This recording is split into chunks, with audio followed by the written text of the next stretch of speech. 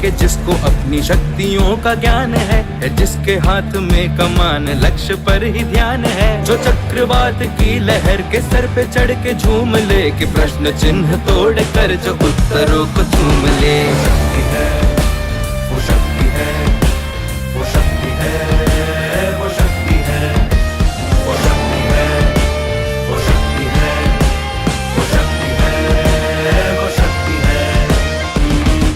नमस्ते, मैं साई सखी मंडळमांथी चंपाबेन जतीनभाई वसावा बोलूँ छूँ।